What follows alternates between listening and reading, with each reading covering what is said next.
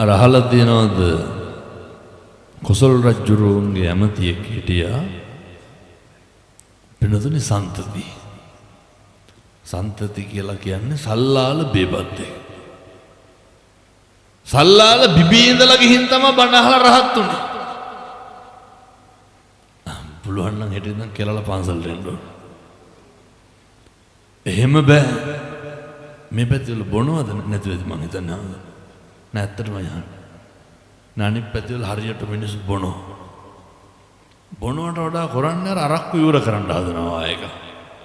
මහ පෙරේත ගති තියෙන්නේ. ඇයි? උගුරක් දෙකක් බිලා වෙනසෙන්න පුළුවන් මිනිස්සු ඉන්නවද? ඒ හින්දා දැන් කල්පනා කරන්න ඕන මම කොහොමද කියලා. හොඳයි මගේ තියෙන පෙරේත ගතිද? එහෙමයි කියලා. ඒ වයින් මෝඩ වැඩ. සන්තති කොසල් රජුරුවන්ගේ තිබ්බ හොඳ අමාරු කැරැල්ලක් මැඩපවත්තලාවට පස්සේ කොසල් රජුරුව සන්තතිට දවස් 7ක් දෙනවා රාජශ්‍රීයෙන් රාජ සැප විඳින්න. සන්තතිට හිතු දේ කරන්න පුළුවන්. සන්තතිගේ එකම choice එක මොකද්ද? සන්තති කියන්නේ දඩ බේබද්දේ. සන්තති දවස් 7ම නාටිකාංගනාවේගේ රැඟුම් බල මොකද කරේ? සන්තති බිව්ව. සන්තති කරේම බොන එක. 6 වෙනි දවසේ සන්තතිට හිතෙනවා බීලා ඇතා පිටේ යන්න ඕන කියලා. යන ගම බුදුහාර හන්දියකින් හම්බෙනවා. සන්තති මොකද කරන්නේ? අර අපිව බයිසිකල් වල යනකොට ඔළුව වනාගෙන යන. ඒ වාගේ සන්තති ඇතා පිටේ ඉඳන් බුදුහාමුදුරන්ට අර ඔළුව පාත් කරලා යන්නම් කියලා යනවා. බුදුහාමුදුරෝ මද සිනහවක් පානවා පින්නතුනේ. තථාගතයන් වහන්සේලාගේ සිනහව හරි අසිරිමත්නේ. ආනන්ද හාමුදුරුවෝ අහනවා බුදුහාමුදුරන්ගේ බුදුහාමුදුරනේ සිනහව පාන්න හේතු. තථාගතයන් වහන්සේලාගේ අසිරිමත් සිනහව පානකොට පින්නතුනේ සම්බුද්ධ රශ්මි මාලාව සුදුවන් ලෙසට දීප්තිමත් වෙනවා. ආනන්ද මහමුදුරුවන්ට බුදුහාමුදුරුවෝ කියනවා ආනන්ද සන්තති හෙට රහත් වෙනවා. වටේ හිටපු මිනිස්සු පුදුම වෙනවයි. අර මේ කෙලලා ඇතා පිට යන සන්තති රහත් වෙන්න පුළුවන්. බුදුහාමුදුරුවෝ කියනවා සන්තති හෙට විහාරයට එනවා සතරපද ගාථ අවසානයේ අහලා මොකද වෙන්නේ? සන්තති රහත් වෙනවා. සන්තති රහත් වෙනවා විතරක් නෙමෙයි අහසට නැගලා 이르දි ප්‍රාතිහාර්ය පාලා පිරිනවම් පානවා. කිව්වත් වගේම පහවදා සන්තති නාටිකාංගනාව එක්ක නටනටා ඉන්නකොට සන්තති කැමැතිම ස්ත්‍රිය මැරිලා වැටෙන හේතුව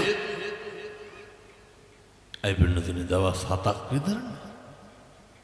දවස් 7ක් විතර මහන්සිය. සන්තතිට හරි දුක හිතෙනවා. සන්තතිගේ කතන්දරය ඇතුලේ අපිට ලොකු පණිවිඩයක් උගන්වන. මිනිස්සුන්ට ඇත්තටම දුක හිතෙන්නේ ජීවත් වෙලා ඉන්නකොටද මරුණාම? මරුණාම. මිනිස්සු ඇත්තටම ආදරය කරන්නේ ජීවත් වෙලා ඉන්නකොටද මරුණාම? ඔය ඉන්නකොට දෙන්නේ නැති ඒව මරුණාට පස්සේ දෙන්න හිතනවා. මොකද දන්නවනේ නරුට දෙන්න බෑ කියලා. කියනවා හිටියානම් ඕන එකක් කියලා. එහෙම එකක් නැහැ. මතක තියාගන්න. මිනිස්සු ජීවත් වෙලා ඉන්නකොට කරන්න පුළුවන් හැම විශේෂයක්ම කරන්න. මිනිස්සු ජීවත් වෙලා ඉන්නකොට බලන්නකො වැරදි සාධාරණීකරණය කරන හැටි.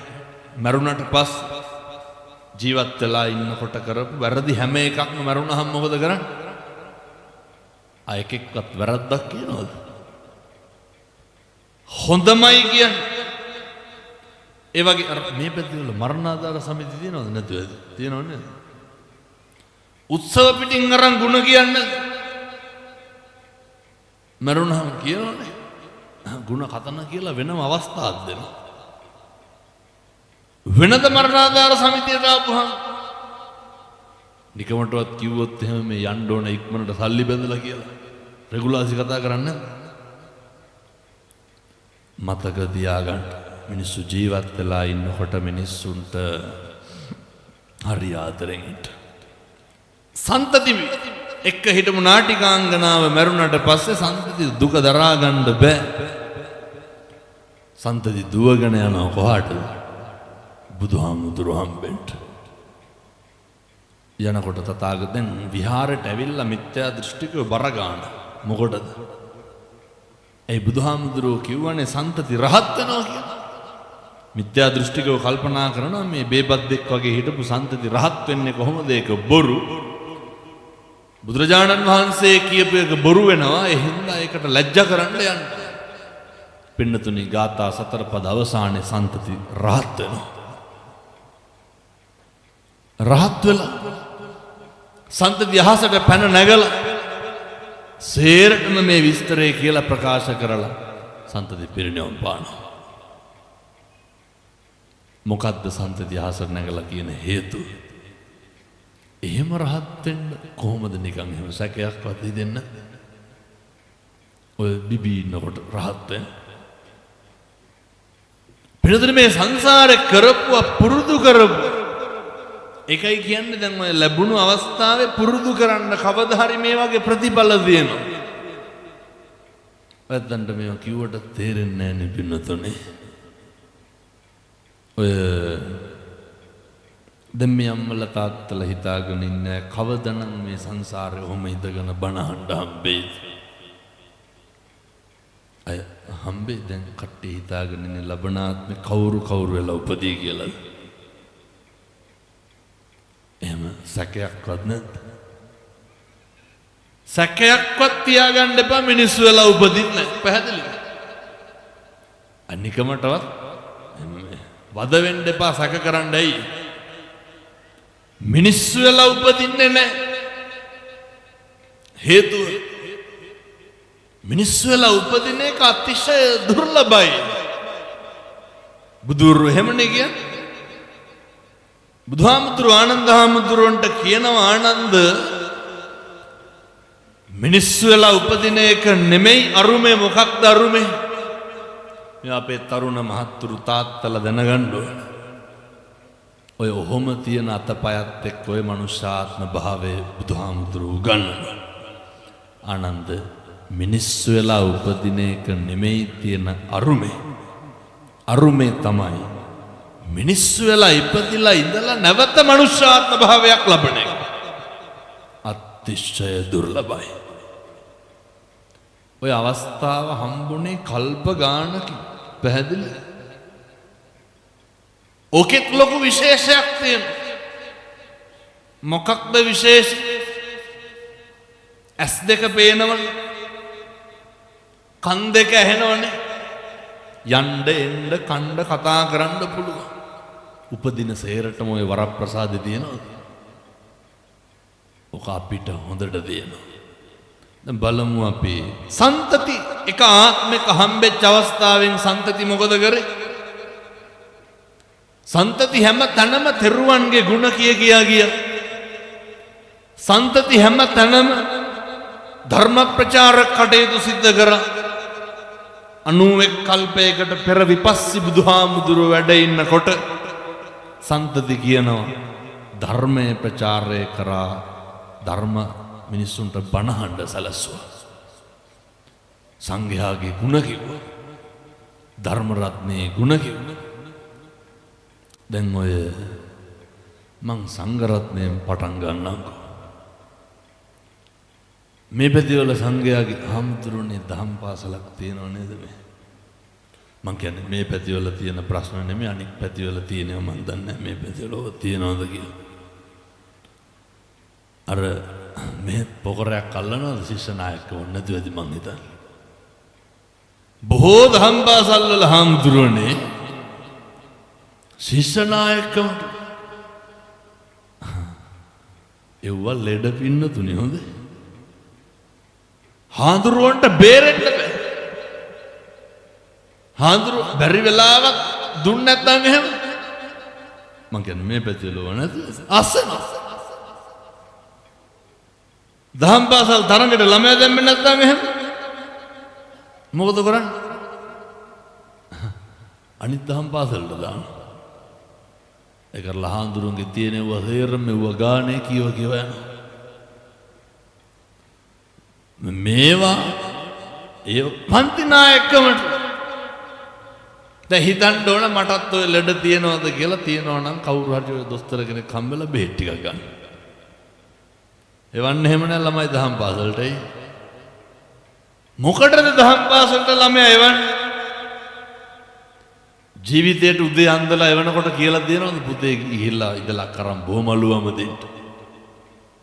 ඌව කියලා දෙනවා ළමයි. දහම් පාසල් ළමයි එවන්නේ අටලෝ දහමේ අකම්පිත දරුවෙක් හදාගන්න. දහම් පාසල් එවන්නේ සැනසෙන්න.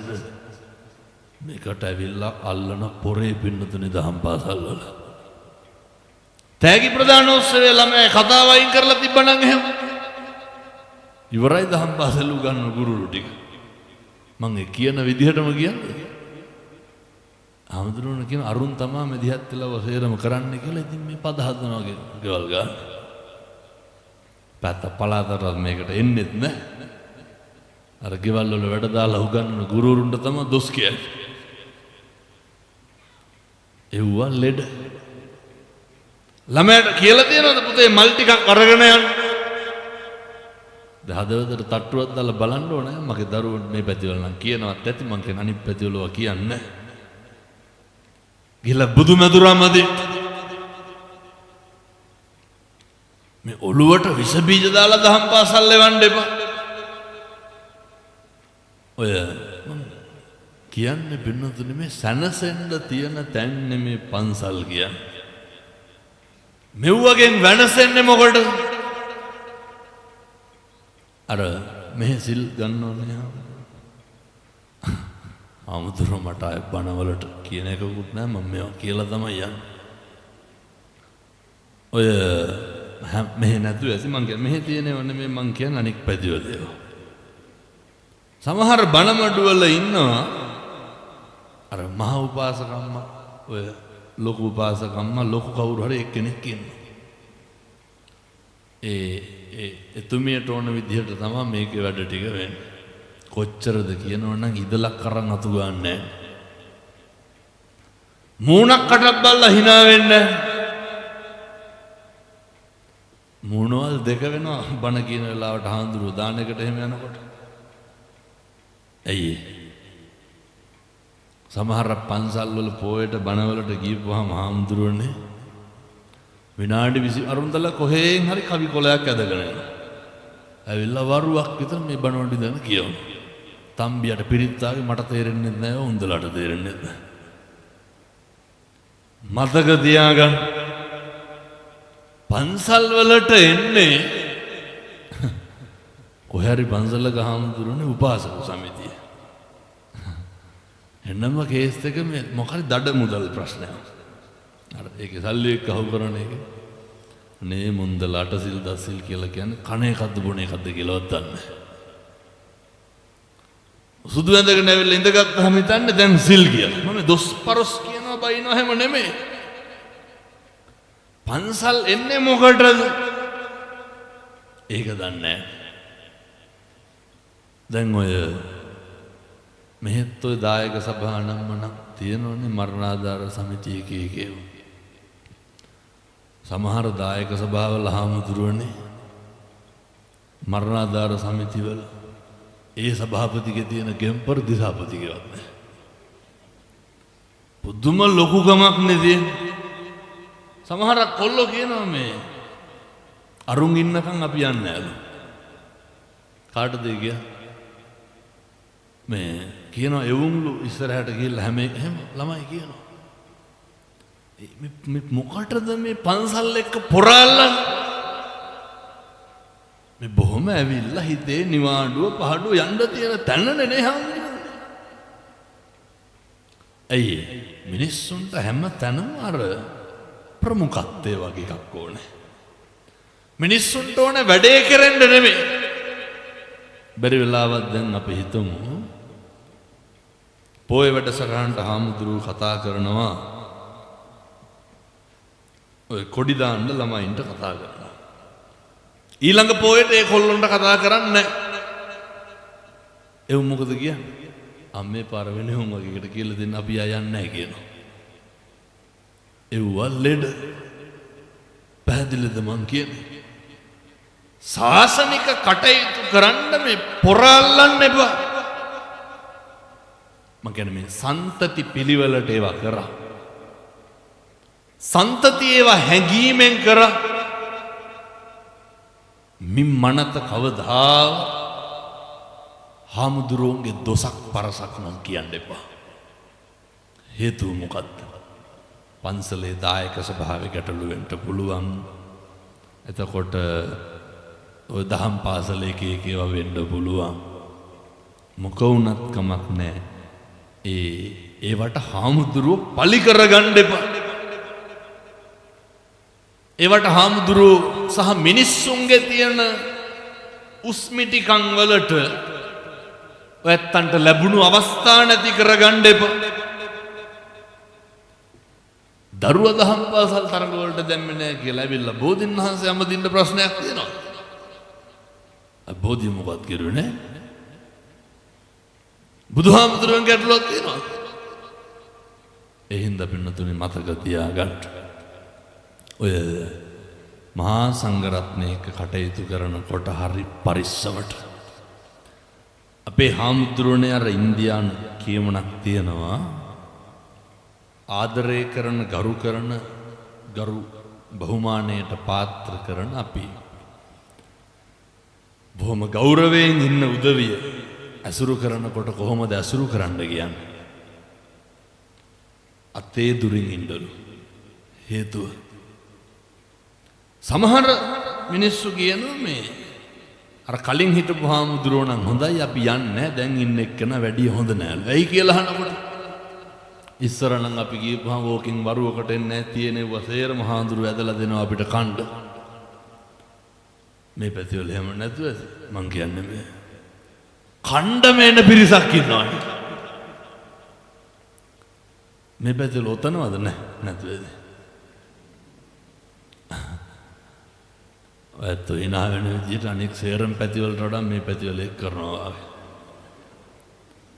එහෙම ඔතන්න එපා. බැලියගේ කටින දවසට ලන්සිට් එක අතේ තියාගෙන ඔතන්නේ පිගන් ඕනේ නැහැ. එහෙම ඔතන්න එපා. ලෙඩෙකුට මිනිස්සෙකුට බත් ටිකක් අරගෙන යන එක වෙනයි. මම දැක්ක දවසක් හාමුදුරුවනේ කටිනයක් කියවලා පන්සලක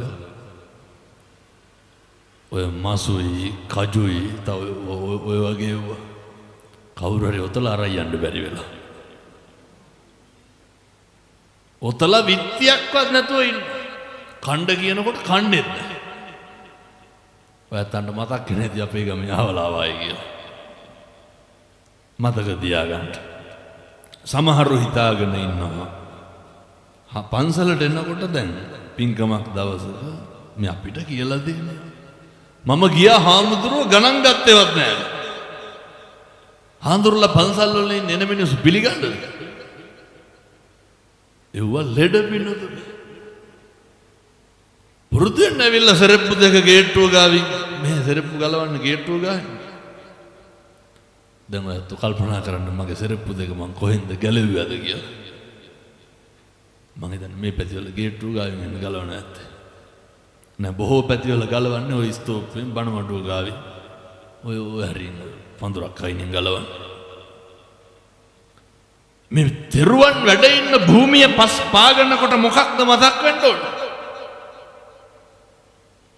ඔයත්තන්ට මොකද්ද මතක් වෙන්නේ? එනකොට මතක් වුණා තව සෙනග නෑ වායි කියලා. පින්නතුනි තෙරුවන් වැඩ ඉන්න භූමිය සංසාරේ කවදනම් මේ පොළොවේ පස් පාගන්න දාය? පැහැදිලිද මේ අම්මලාට තාත්තලාට තරුණ මහත්තුරුන්ට මං කියන එක? තෙරුවන් වැඩ ඉන්න භූමියේ මිනිස්සු වඳින පුදන භූමියේ එනකොට දැනෙන්න ඕනේ. අපිට මේ හැඟීම ඇති වෙන්න ඕනේ. ඒ නිසා මතක තියාගන්න. අපෙන් කෙරෙන්න ඕනේ මේ පූජා භූමියකට එනකොට අර සන්තති වගේ ඉන්න. කවදා හරි නිවන් දකින්න පුළුවන්. කවදා හරි රහත් වෙන්න පුළුවන්. මොන සරප්පුද පින්නතු. අපිට හිතන වෙලාවකට කොල්ල බයිසිකල් ස්තූපෙන් නවත්තයිද කියලා. ඇවිල්ලා හෝනුත් ගන්නවා. මේවා මේ හැල්ලුවට ලක් කරන්න එපා. හේතුව සංසාරේ පුදුම විදියට හැල්ලු වෙන්න වේ ත්‍රිසං ආත්මවල. පුදුම විදියට හැල්ලු වෙන්න වේ ප්‍රේතාත්මවල. එනිසා පන්සල තුල බොහොම මෛත්‍රී සාගතව කටයුතු කරන්න. ඒක කොච්චර දෙන්න ඕනද? මේ පැතිවල හාමුදුරුවනේ අර බාට හොරකම් කරනවද නැතුවද? ඇත්තටම යහන්. එහෙම අර සමහරු දන්නේ නැතුව දාගෙන යනවනේ නේ. එහෙම දන්නේ නැතුව අද ගිහිල්ලා බලන්න මගේ බාට දෙකද කියලා. ඒක මගේ නෙමෙයි නම් ඔය ඇත්තෝ කරන හොරකමක්. හොඳ ඒවට කියන්නේ මොනවද? ඒවා හොරකම්. එහෙනම් හැම හොරු වෙන්න එපා.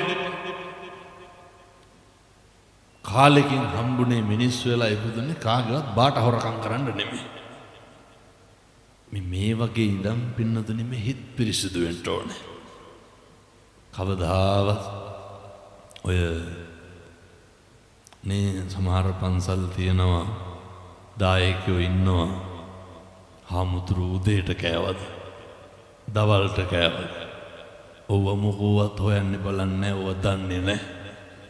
පොඩි හාරෝ පිරිවෙන් ගියාද උන්වහන්සේලාගේ ගෙවල් දොරවල් වල තත්ත්වය කොහොමද? උන්වහන්සේලා ප්‍රශ්නවලදී පොඩි හාරලා සිවුරු ටික හොදාගෙනද පොඩි හාරලා කාමර අපිලිවලද ලැබුම්ගේ අතුග ඔව් මොකවත් නැහැ. මේ පැතිවල නම් ඔය බලන්නේ නැති මං කියන අනිත් පැතිවල ඔහොම බලන්නේ. පන්සලේ මොකක් හරි වුණහම